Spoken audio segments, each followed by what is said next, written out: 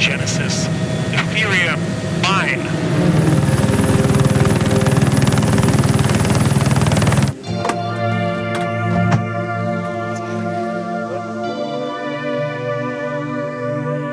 Marco Streng has made millions in cryptocurrency. He started mining Bitcoin in his dorm room. Nearly a decade later, the 28-year-old college dropout turned a single wheezing computer into a lucrative crypto mining empire. What you're seeing here is the Enigma facility, which is the largest Ethereum mining facility in the world. And it was an exciting time. It was years ago when we came here and built this. And now we're expanding and expanding further and further because the demand is growing and everyone is ramping up the capacity. If you have the money, you can always buy cryptocurrency. Last year, Bitcoin peaked at almost $20,000. Or you can earn it by running a cryptocurrency mine, a network of computers that serve as the backbone of the crypto economy. What are these machines doing?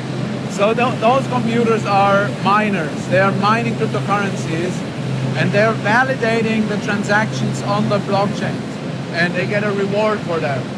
So if I pay somebody for something in a cryptocurrency, it's being validated potentially by one of these computers. Yeah, that's true. And when somebody makes that transaction, you validate it here in Iceland and you make money. Yes. How much does one of these cost to create? If I'm going to create one of these at home, one of these units. $2,000.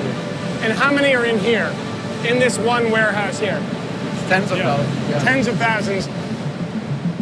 Mining operations like Marco's were made possible by pseudonymous programmer Satoshi Nakamoto, who in 2009 created Bitcoin, a decentralized digital currency run by no one entity and beyond the control of any one government. But Nakamoto, whose true identity remains a well-guarded secret, faced an obvious problem. If no physical currency exists, who tracks the ownership of a digital coin?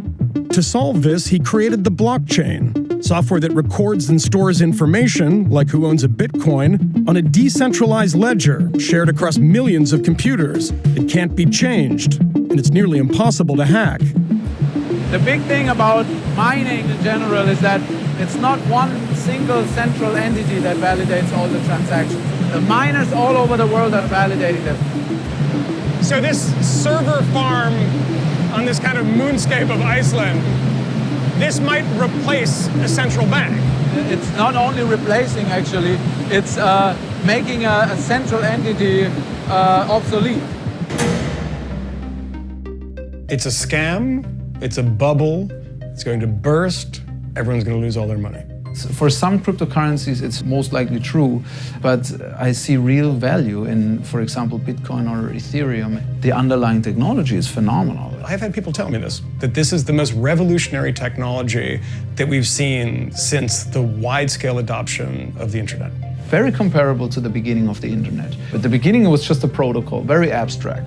But now, I mean, we're nearly doing everything in the internet.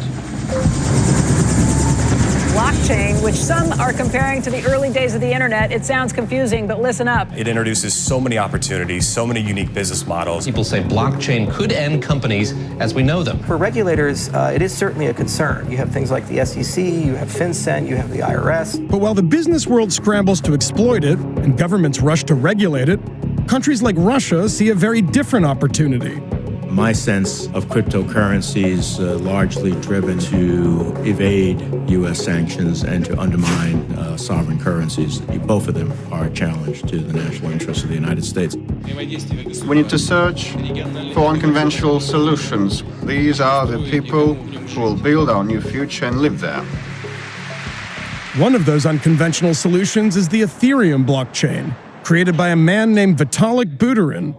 Я с большим удовольствием приглашаю на сцену основателя компании Ethereum, главный рок-н-ролльщик биткоина и майнинга Виталия Бутерина. Raised in Canada to Russian parents, Vitalik is the blockchain movement's biggest celebrity. If blockchains are as transformative as the proponents are saying they are, then that would imply that eventually we'll see hundreds of millions of people using it in some way or another. Vitalik created the Ethereum blockchain when he was just 21 years old, and its cryptocurrency, the Ether, is second only to Bitcoin.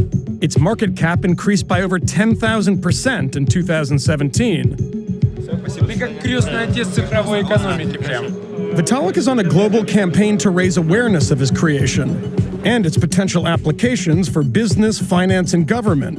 Друзья мои, спасибо большое. Давайте поаплодируем Виталик, Влад, Эфириум.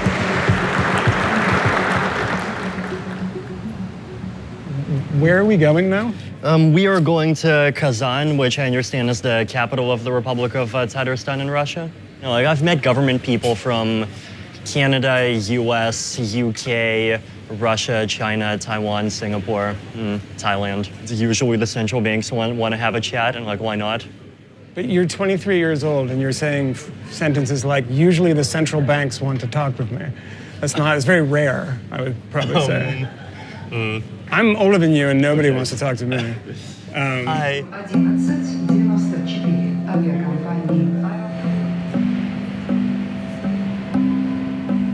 Am I riding with you guys? No, we can't. I think you're riding in this car.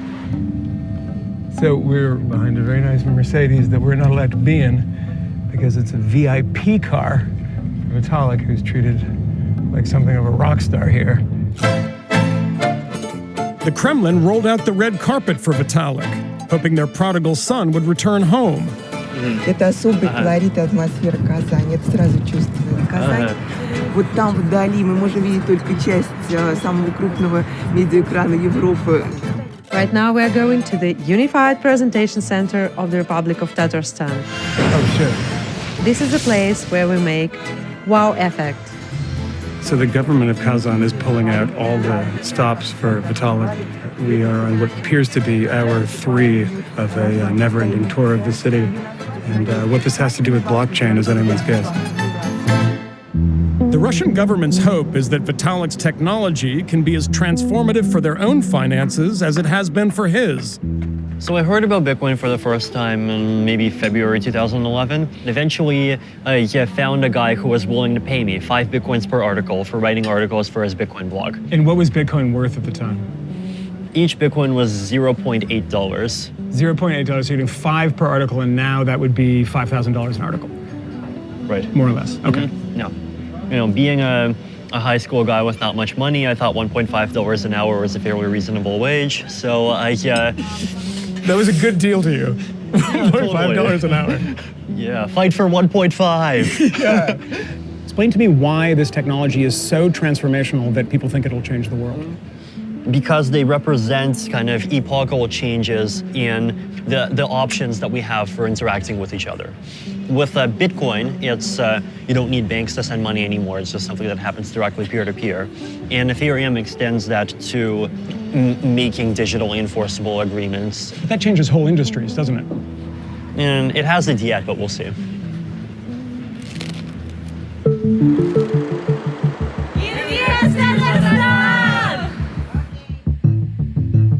What is it about Vitalik? Why are you so interested in blockchain? Because Tatarstan is considered to be the innovative republic. You want to be the sort of Silicon Valley of Russia. Exactly. That's what we are trying to do. And Vitalik seems like a guy that could help you do that, right? He is considered to be like an IT hero, let's say, for young people. Is that something that the Kremlin in Moscow is happy about? Yes. It is? I think so, yeah. The Kremlin arranged for Vitalik to meet one of Putin's powerful surrogates, Tatarstan President Rustam Minakhanov. Вот Роман у нас за информатизацию, за все отвечает. Вот, мой помощник, который тоже такой же любит блокчейны разные. Блокчейн это будет самая справедливая и самая правильная платежная система. Там ни доллар, ни евро, ни это, да? Я думаю, и вот наша валюта. Она одно колебание нефтяное, и она сдулась. Ну да. Yeah, apparently. Придется научиться бильярд играть. Нет, это американский, кстати. Американский поло-бильярд — это 2 разные игры, да? Да, это русский бильярд сложнее. Понял. Больше шары, меньше лузы. И стол больше. Слабенькие американцы. In expectation of his arrival, the president arranged a hackathon for Vitalik in hopes that he might inspire a new generation of Russian tech leaders. So we're at a government-sponsored blockchain hackathon where Vitalik is the star guest and one of the judges. Здесь так слышно.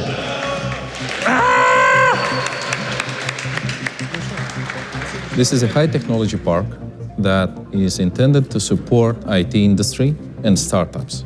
The goal is to make an ecosystem that will produce people, that then will produce companies, that then will produce technologies.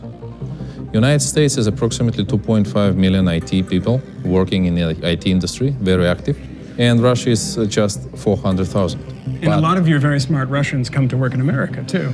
A lot. The leak, how we call it, the leak of the brains. But this is something that Russia can lead in. We if hope. you get in early We with hope. blockchain. We hope. That's kind of the idea, isn't it? It is. In 2016, the Kremlin was on the verge of banning cryptocurrency transactions. But that hostility has turned to opportunity. Putin, alongside rogue regimes in Iran and Venezuela, realized that an anonymous, virtually untraceable currency could provide an opportunity to evade crippling international sanctions. When you were at the St. Petersburg Economic Forum, you were pulled aside by President Putin. What was that like? What did he want to talk about? I introduced to him, what Ethereum was and what I was doing, and it seemed like he was willing and supportive of anything that we can do to kind of make the Russian economy better. As U.S. lawmakers are working out how to regulate cryptocurrencies, Russia is making major moves to integrate it, not only in an effort to avoid U.S. sanctions, but to undermine the power of the dollar in international trade.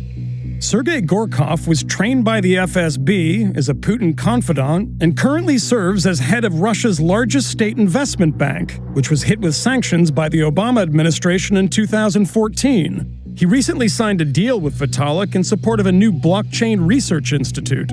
Tell me why the bank is so particularly interested in blockchain. Банки коммерческие понимают, что традиционная банковская деятельность, наверное, не будет существовать в том виде, в котором она существует, долго. Который, конечно же, не будет предполагать, что банк как банк будет существовать как сейчас.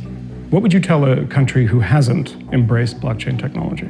Представим, кто-то в 90-м году, или там в начале 2000-х, или в 90-х сказал, мы не хотим внедрять интернет в своей стране.